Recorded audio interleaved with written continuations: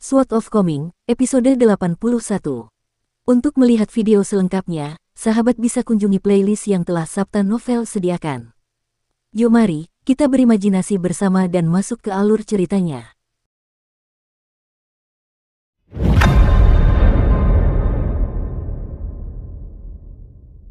Meskipun anak laki-laki itu berwatak ramah dan suka tersenyum, seluruh tubuh Chen Pingan menegang tanpa disengaja. Dulu ketika ia berhadapan dengan Cai Jinjian dan Fu Nanhua dalam pertarungan hidup dan mati itu, ia menjadi lebih tenang dan kalem saat semakin dekat dengan mereka. Bahkan selama pertarungannya melawan Bai Yuan dan pengejaran berikutnya, ia sama sekali tidak merasa cemas, mungkin karena ia sudah siap mati sejak awal. Tentu saja, itu bisa saja terjadi karena ia terlalu sibuk berusaha menjaga dirinya tetap hidup, sehingga ia mengabaikan emosinya. Bagaimanapun, setiap kali ia mengingat kembali kejadian itu sekarang, rasa takut yang tak kunjung hilang akan muncul di hatinya. Satu-satunya saat yang dapat diingatnya adalah saat bertarung melawan Makuk Xuan di makam abadi. Saat itu, telapak tangan Chen Pingan basah oleh keringat. Cui Chan tampaknya tidak terkejut sedikit pun dengan intuisi tajam Chen Pingan. Dia berani memprovokasi Pak Tua yang tak terduga di Gunung Porselen, dan jelas bahwa dia tidak hanya menggertak. Kalau tidak, Ruan Qiong tidak akan begitu waspada terhadapnya. Dia sengaja mengabaikan ketegangan dan kegelisahan yang terpancar dari tubuh Chen Pingan, dan mengalihkan pandangannya ke arah Grand Secretary Arkway, yang memiliki hubungan kuat dengan ibu kota Kekaisaran Li Agung. Dia menunjuk ke arah gapura dari jauh, dan ekspresinya tetap cukup ramah dan mudah didekati saat dia menjelaskan, melakukan bagianku, adalah sebuah konsep yang dijunjung tinggi dalam aliran Konfusianisme. Mematuhi tatanan alam, adalah mantra yang dianut oleh mereka yang berada di aliran Taoisme. Menahan diri dari melihat keluar adalah motto yang dianut oleh para pendukung agama Buddha, dan aura yang tak tertandingi adalah sesuatu yang diperjuangkan oleh semua militer. Frasa-frasa pada keempat plakat ini mencerminkan maksud para kaligrafer yang menuliskannya, dan plakat-plakat itu juga dipenuhi jejak aura dari keempat orang bijak yang menetapkan aturan di sini. Kau lihat benda yang dipegang menteri itu. Benda itu dirancang untuk tujuan tunggal, yaitu membuat goresan pada prasasti. Dia membawa benda itu ke sini untuk mengupas energi, esensi, dan semangat dari keempat plakat itu lapis demi lapis. Gosok pertama pasti akan paling mirip dengan aslinya, tetapi setiap gosokan berikutnya akan semakin menjauh dari aslinya, sehingga juga membuat nilainya semakin berkurang. Jika Anda bertanya kepada saya, plakat menahan diri untuk tidak melihat keluar, mungkin dapat bertahan hingga 6 kali gosokan sekaligus, tetapi 3 plakat lainnya kemungkinan besar bahkan tidak akan mampu bertahan hingga 4 kali gosokan. Secara khusus, 2 dari 4 karakter pada plakat, aura tak tertandingi, tampaknya baru saja meninggal, jadi plakat itu seharusnya tidak dapat bertahan lebih dari 2 kali gosokan. Chen Pingan tercengang mendengarnya. Awalnya ia mengira teks itu hanya tertulis di buku, atau di bait-bait syair yang ditempel di dinding, atau di batu nisan untuk mengenang nama-nama orang yang telah meninggal, tetapi tidak pernah menyangka bahwa teks-teks itu mengandung sesuatu yang lebih penting daripada maknanya. Dengan mengingat hal itu, dia tak dapat menahan diri untuk berpikir tentang teks yang tertulis pada stempel yang diberikan kepadanya oleh Tuan Qi serta kertas resep yang ditinggalkan oleh Taois Lu. Cui Chan melanjutkan, lembaran kertas yang digunakan untuk menggosok itu sangat berharga. Setiap lembar setebal serpihan kayu, dan itu adalah harta karun unik yang diciptakan oleh Sekte Tao dari benua lain yang bernama Sekte Amanat Sejati. Jenis kertas ini dikenal sebagai lembaran petir angin, dan saat menulis di lembaran petir angin, suara angin dan guntur akan terdengar saat ujung kuas menyentuh permukaan kertas. Bahkan Yang Mulia tidak memiliki banyak bahan berharga ini dalam koleksinya, dan dia sangat jarang menggunakannya untuk memberi penghargaan kepada pejabat atas kontribusi besar.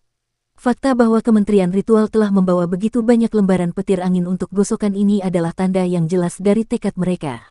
Sayangnya bagi Wu Yuan, dia kemungkinan besar akan kalah dalam pertempuran ini. Dia terlalu banyak berpikir dan mencoba mengendalikan segalanya, tetapi itu sama sekali tidak mungkin. Dugaan saya, dia akan menghadapi banyak kendala saat mencoba menjalankan tugasnya di kota ini. Akan ada masa-masa sulit baginya. Chen Pingan tidak mengerti apa yang baru saja didengarnya. Kedengarannya seolah Cui Chan sedang mengada-ada, tetapi Chen Pingan merasa bahwa bocah itu mengatakan kebenaran. Cui Chan sebelumnya telah menyatakan bahwa dia bukan pejabat Kekaisaran Li Agung, dan dia tampaknya tidak berbohong. Namun, dia muncul bersama Wu Yuan selama kunjungan Wu Yuan ke bengkel pandai besi. Ruan Xiu berspekulasi bahwa dia kemungkinan besar adalah pembantu Wu Yuan yang terpelajar. Pada dasarnya, seorang pelayan yang berpendidikan adalah seorang pelayan yang bertanggung jawab untuk membawa rak buku milik majikannya. Namun, pada titik ini, Chen Ping'an yakin bahwa Cui Chan jelas bukan hanya seorang pelayan yang berpendidikan rendahan. Kefasihan, watak, dan ketenangannya hanya lebih unggul dari orang-orang seperti Chen Songfeng dan Fu Nanhua. Dari sekian banyak orang yang dikenal Chen Ping'an, ada satu kelompok kecil yang menurutnya sangat istimewa. Misalnya, Pak Tua Yao adalah anggota kelompok eksklusif ini. Ia hampir tidak pernah berbicara, dan setiap kali ia berbicara, ia lebih sering mengumpat seseorang, tetapi setiap kali ia memasuki pegunungan, ia akan selalu menunjukkan tingkat energi dan semangat yang luar biasa, membuat orang merasa bahwa ia bahkan lebih bugar dan kuat daripada seorang pemuda yang sehat. Contoh lainnya adalah Pak Tua yang dari toko obat keluarga Yang. Ia adalah orang yang sangat adil dan jujur. Terlepas dari seberapa buruk hubungannya dengan seseorang, dia tidak akan pernah melakukan apapun untuk membalas orang itu. Begitu pula, tidak peduli seberapa dekat dia dengan seseorang, dia tidak akan pernah berusaha memberi orang itu lebih dari yang seharusnya. Ada juga Ning Yao, yang baru dikenalnya dalam waktu singkat. Ada jiwa kepahlawanan dalam dirinya yang telah dirasakannya pada orang lain dari lawan jenis, seperti aura ketajaman dan permusuhan yang unik yang dirasakan Chen Ping'an dari Makuksuan ketika dia menunjukkan warna aslinya. Meski sejauh ini mereka baru bertemu 2 kali, Cui Chan telah mengklaim tempat di daftar ini juga. Seolah-olah dia adalah seseorang yang melampaui bahkan para kultivator abadi seperti Fu Nanhua dan Cai Jinjian. Faktanya, Chen Ping'an punya firasat bahwa bahkan jika penguasa sejati pemutus sungai muncul di hadapan mereka saat ini, Cui Chan akan tetap bersikap santai dan tidak tertarik. Terlebih lagi, dalam hal cerewet, hanya Liu Baqiao dari Wind Lightning Field yang dapat dibandingkan dengan Cui Chan. Tiba-tiba, Cui Chan tersenyum dan bertanya, "Chen Ping'an, bisakah kau mengantarku ke kediaman Song Jixin?" Chen Ping'an agak khawatir saat mendengar permintaan ini, namun dia berpura-pura bersikap acuh tak acuh saat berkata, "Bukankah sebaiknya kita tinggal dulu untuk melihat apa yang terjadi pada plakat-plakat itu?" Senyum Cui Chan semakin lebar, membuatnya tampak seperti rubah abadi yang tampan dan tidak berbahaya saat dia berkata, "Aku tahu kamu khawatir aku punya niat buruk. Biar ku katakan yang sebenarnya, aku mengenal adik laki-laki Song Jixin dengan sangat baik, dan dia sangat ingin tahu tentang bagaimana kakak laki-lakinya tinggal di kota ini selama belasan tahun terakhir. Dia sangat memintaku untuk melihat kediaman Song Jixin sehingga aku bisa menceritakannya kepadanya setelah aku kembali ke ibu kota. Jika dia bersaudara dengan Song Jixin, maka tidak bisakah dia bertanya pada Song Jixin sendiri?" tanya Chen Ping'an. Cui Chan menepukkan kedua tangannya tanda setuju sambil berseru, "Kau anak yang pintar, Chen Ping'an. Kau langsung melihat ada yang salah dalam ceritaku." Chen Ping'an berusaha keras untuk mengimbangi anak muda yang penuh teka-teki ini. Cui Chan memijat alisnya sendiri sejenak, lalu mendesah, "Memang benar mereka bersaudara, tetapi mereka belum pernah bertemu sekalipun, tetapi meskipun demikian, hubungan mereka sudah sangat buruk karena situasi tertentu yang melibatkan orang tua mereka. Meskipun mereka mungkin tampak saleh dan glamor di permukaan, saya dapat memberitahu Anda bahwa tidak ada kekurangan hal-hal buruk yang terjadi di balik bayang-bayang klan yang kuat dan kaya ini." Chen Ping'an tersenyum sambil bertanya, "Apakah kau akan mengejarku jika aku menolak?" Ekspresi bingung muncul di wajah Cui Chan, lalu ia memprotes dengan marah, "Apakah aku terlihat seperti orang seperti itu bagimu? Buka matamu lebar-lebar dan lihatlah aku baik-baik. Apakah aku terlihat seperti tipe orang yang akan membalas dendam atas perselisihan kecil?" "Memang benar, kamu tidak terlihat seperti tipe orang seperti itu," Chen Ping'an mengakui dengan jujur. Alis Cui Chan sedikit berkerut setelah mendengar ini, dan dia menyilangkan lengannya sambil mendengus dingin, "Mengapa itu terdengar seperti penghinaan? Jika kamu tidak mau mengantarku, maka aku akan meminta petunjuk arah dari orang lain. Kamu tidak punya kunci, jadi kamu bahkan tidak akan bisa masuk ke halaman. Apa yang akan bisa kamu lihat?" tanya Chen Ping'an. Senyum sinis yang sangat kuat muncul di wajah Cui Chan, yang berkata, "Kamu masih terlalu muda, Chen Ping'an." Itu adalah ekspresi yang sangat familiar bagi Chen Ping'an karena dia telah melihatnya dalam banyak kesempatan di wajah Liu Xianyang dan Guken. "Baiklah, aku akan membawamu ke Gang Fas Tanah Liat, tapi aku hanya akan membawamu ke pintu masuk kediaman Song Jixin," desah Chen Ping'an. Cui Chan menghantam bahu Chen Ping'an dengan telapak tangannya, lalu bertanya, "Lihat. Itu tidak terlalu keras, bukan?" Setelah itu, dia berbalik untuk pergi, berjalan meninggalkan gerbang lengkung yang penuh sesak itu. Tiba-tiba dia berhenti melangkah, lalu berbalik dan mendapati Chen Ping'an berjalan pergi ke arah berlawanan. Ekspresi agak malu muncul di wajahnya, dan dia buru-buru berlari mengejar Chen Ping'an. Saat memasuki Gang Fas Tanah Liat, Cui Chan mulai mengamati sekelilingnya sambil merenung, jadi ini Gang Fas Tanah Liat yang legendaris. Selama seabad mendatang, bahkan jalan keberuntungan dan Gang Daun Persik yang digabungkan kemungkinan besar tidak akan mampu menghasilkan banyak anak ajaib seperti Gang Fas Tanah Liat. Sekali lagi, Chen Pingan tidak tahu apa dasar pernyataan Cui Chan, tetapi pada titik ini, dia sudah terbiasa tidak dapat memahami anak muda misterius itu. Saat mereka berjalan di sepanjang Gang Fas Tanah Liat, Cui Chan sesekali melompat sehingga ia dapat melihat ke dalam pelataran di balik tembok pendek. Ini dia, kata Chen Pingan saat mereka tiba di pintu masuk kediaman Song Jixin. Berdiri di gang, Cui Chan segera melihat bait-bait puisi yang ditulis sendiri oleh Song Jixin, dan matanya langsung berbinar saat memuji, ini kaligrafi yang luar biasa. Apakah ini kediaman tempat Song Jixin dan pembantunya tinggal? Harus kukatakan, dilihat dari tulisan tangannya, dia jelas lebih berpotensi daripada saudaranya. Semakin aku melihatnya, semakin aku terkesan. Dia melangkah maju sambil berbicara, lalu berdiri dengan ujung jari kakinya untuk membacakan syair-syair itu. Chen Pingan buru-buru melangkah maju sambil berseru, apa yang sedang kamu lakukan? Dukung terus channel YouTube Sabta Novel. Ekspresi polos muncul di wajah Cui Chan saat dia menjawab, Song Jixin tidak akan pernah kembali ke sini. Jika aku meninggalkan bait-bait ini di sini dan terkena cuaca, tulisan di atasnya akan memudar secara bertahap, jadi lebih baik aku membawanya kembali ke ibu kota. Namun, Chen Pingan menolak untuk mengakui hal ini, menggelengkan kepalanya sambil memprotes, Anda tidak dapat melakukan itu. Anda tidak dapat merobohkan satu set syair kecuali Anda akan menggantinya pada pergantian tahun. Jika tidak, seluruh kediaman akan mengalami nasib buruk sepanjang tahun. Begitu, gumam Cui Chan dengan nada kecewa. Apakah Anda ingin masuk dan duduk di halaman rumahku? Tawar Chen Pingan. Cui Chan menggelengkan kepalanya sebagai jawaban. Aku akan lewat. Mengingat betapa sempitnya halaman rumahmu, kurasa tidak ada cukup ruang untuk minum secangkir teh di sana. Aku pergi dulu. Ngomong-ngomong, gang ini bukan jalan buntu, kan? Apakah aku bisa keluar dari sisi lain jika aku terus berjalan di depan? Kau akan melakukannya, jawab Chen Pingan sambil tersenyum. Dengan itu, Cui Chan segera pergi sambil melambaikan tangan selamat tinggal pada Chen Pingan. Chen Pingan memperhatikan saat bocah lelaki aneh itu pergi, lalu kembali ke halamannya sendiri. Ranting pohon belalang itu masih ada di sana, disandarkan ke dinding, dan ia meletakkan keranjang itu di punggungnya sebelum menarik bangku dari rumah untuk diduduki. Tiba-tiba, dia bangkit berdiri sebelum menyerbu ke Klai Fase Eli lagi, tepat pada waktunya untuk melihat sesosok tubuh berlari lewat bagai angin. Dia segera bergegas menuju pintu masuk kediaman Song Jixin dan mendapati bahwa syair-syair itu telah dicuri. Dia terpaku di tempatnya sambil menatap dinding kosong di kedua sisi gerbang halaman, dan sesaat dia terdiam. Tak lama kemudian, senyum kecut muncul di wajahnya saat dia mendesah, orang yang aneh. Chen Pingan menghela napas pelan lagi saat dia kembali ke halamannya, hanya untuk mendapati bahwa Pak Tua yang tiba-tiba muncul, dan dia tengah duduk di bangku Chen Pingan sambil mengepulkan asap tebal. Apa yang dilakukan pemuda sepertimu sambil mendesah seperti ini?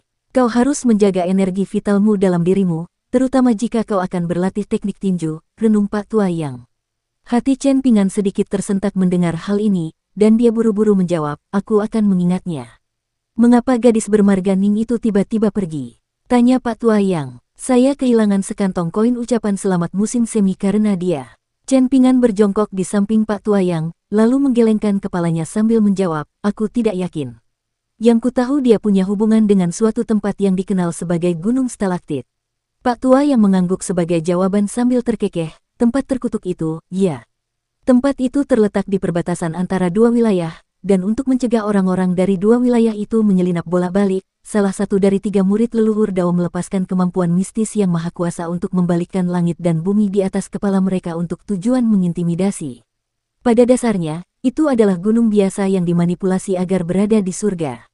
Kedengarannya sederhana, tetapi akan membutuhkan kekuatan yang tak terduga untuk mencapai prestasi seperti itu.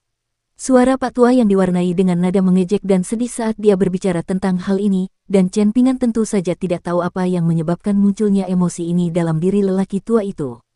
Kudengar kau berencana membeli beberapa gunung. Tanya Pak Tua Yang. Chen Pingan tahu lebih baik daripada berbohong kepada lelaki tua yang tidak dapat dipahami itu, dan dia menjawab dengan jujur, saya berencana untuk membeli 5 gunung, 3 di antaranya dekat dengan 3 gunung Gururuan, yaitu Gunung Kitab Suci yang berharga, Gunung Awan Pelangi, dan Gunung Ramuan Abadi.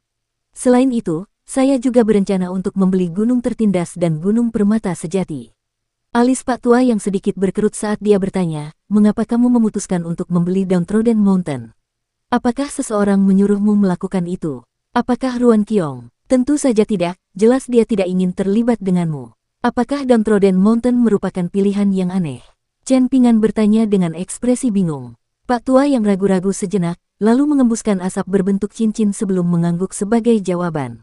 Selain Gunung Cloud Drape dan Gunung Dupa, Gunung Downtrodden adalah yang paling menarik dari semuanya.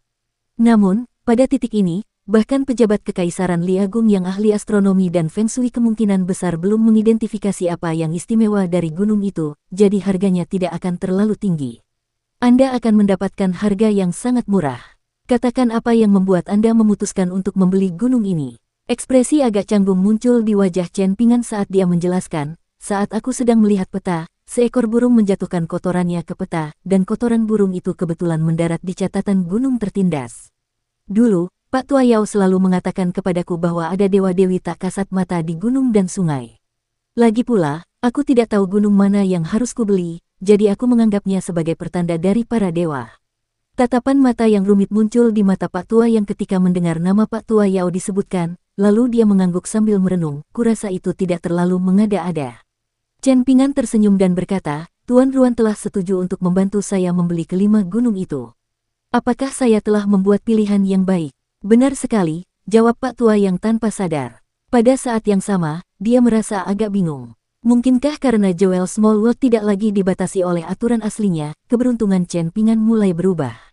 Tiba-tiba, Chen Pingan teringat sesuatu, dan berkata, ngomong-ngomong, anak laki-laki dengan tanda lahir merah di dahinya itu mengatakan kepadaku bahwa namanya adalah Cui Chan, dan nama panggilannya adalah Harimau Bordir. Dia juga mengatakan kepadaku bahwa aku dapat memanggilnya paman. Pak Tua yang tidak memberikan tanggapan apapun terhadap hal ini, dan itu merupakan sesuatu yang telah diantisipasinya. Cui Chan adalah guru besar Kekaisaran Li Agung, dan meskipun ia tidak memiliki status resmi di Istana Kekaisaran, ia adalah pemimpin semua kultivator Li Agung. Dikatakan juga bahwa ia adalah salah satu pemain Go terbaik di seluruh benua botol harta karun timur. Namun, dia tidak dapat mengerti mengapa Cui Chan meminta Chen Pingan untuk memanggilnya paman. Pak Tua yang berdiri sambil memperingatkan, pastikan untuk menyimpan 4 segel yang diberikan oleh Tuan Qi dengan aman. Secara khusus, Anda harus memastikan untuk menyembunyikan segel yang bertuliskan kalimat pikiran yang tenang menghasilkan pencerahan. Kau tidak perlu takut pada siapapun, terlepas dari apakah itu Cui Chan atau orang lain, tetapi tentu saja, jangan memprovokasi siapapun tanpa alasan. Setelah membeli kelima gunung itu, pastikan untuk tetap bersikap tenang dan jangan membuat gerakan besar apapun. Jauh lebih baik aman daripada menyesal. Saya mengerti, jawab Chen Pingan sambil mengangguk tegas. Catatan penulis, harap perhatikan bahwa beberapa perubahan telah dilakukan pada istilah yang diterjemahkan sebelumnya, khususnya Bingjia, yang secara keliru diterjemahkan sebagai sekte bela diri atau seniman bela diri. Ini telah diperbaiki menjadi sekolah pemikiran militer, dan para pengikutnya sekarang menjadi militarian. Perlu dicatat pula bahwa kaum militarian dapat menjadi kultivator, pemurni Qi, seniman bela diri, dan juga pendekar pedang, misalnya kultivator militarian dengan kultivator menjadi istilah menyeluruh yang menaungi 3 jalur terakhir. Faktanya, kultivator secara umum tampaknya menjadi istilah umum dimanapun ia digunakan.